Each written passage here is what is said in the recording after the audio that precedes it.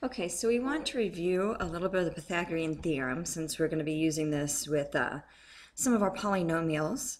A few funny things about Pythagoras. He was he lived from 560 to 580 BC, studied math, astronomy, and music.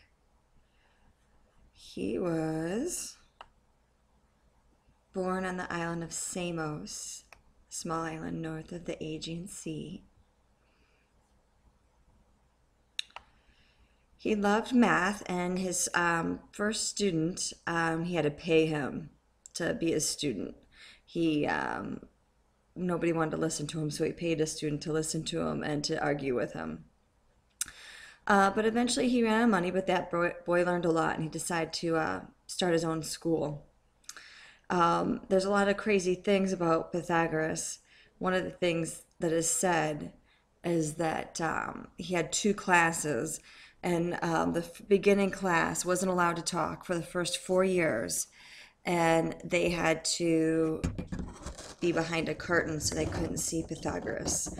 He was so good that the first 4 years the students weren't allowed to see him, so that he taught behind a curtain. So now you guys are my students, and you are not master students yet, so you will be learning this lesson behind a curtain. So no talking, and you will have to listen behind this curtain. Just kidding. All right, so his theorem was this. If we look at the idea is, most of you guys probably remember that his idea had to do with a right triangle. And we talked yesterday about the square. When we're finding something to the second power, you're really finding its area. And that's what he figured out. If we look at this here, we have a square. It's a 2 by 2, right? So 2 squared would tell you that its area is 4. 2 squared and square because it's a square. And same thing here, 1, 2, 3. This is a 3 by 3 square. And if you square it, you get 9 as the area. And so he said 3 squared, or 3 times 3, gives you an area of 9, those squares. So we have a 2 by 3. And then he said we need to figure out what this length is. So he came up with his infamous equation, which says if you take, this is not responding very well, if you take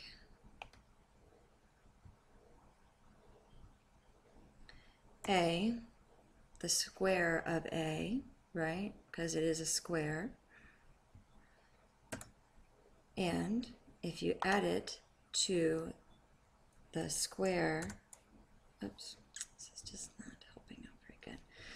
If you add it to the square of b, which is this one, this is the a square, this is the b square, and this is the c square shape I'm talking about.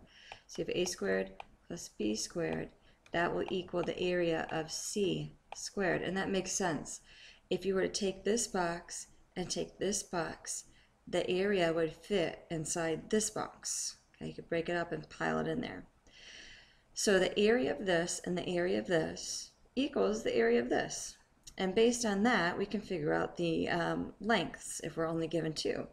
So we have a 2 squared plus 3 squared is going to equal c squared. This is side c. Okay?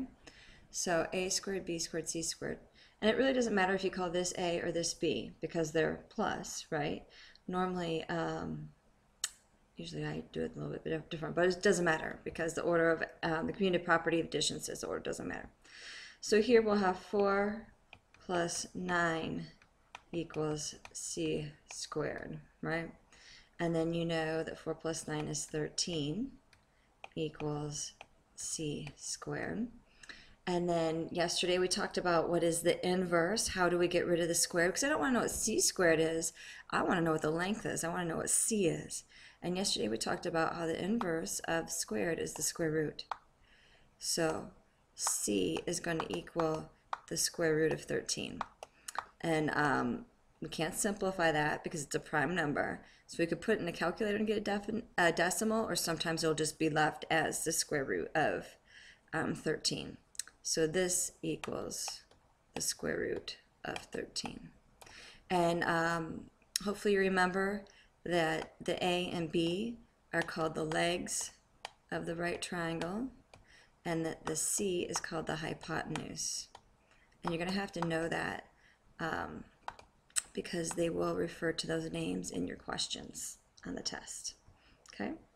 So if we go back and we look at this problem here, we know this is a right triangle, and again it gave you A and B.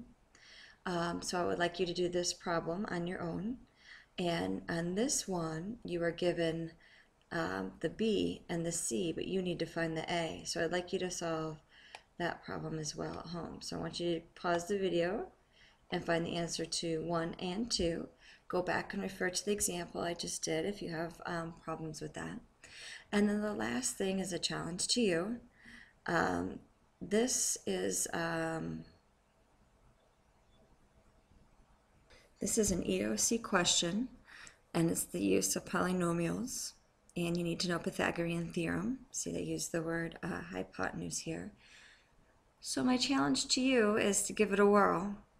You'll need to create some variables. You'll need to create some binomials. You're going to need to do some factoring of trinomial.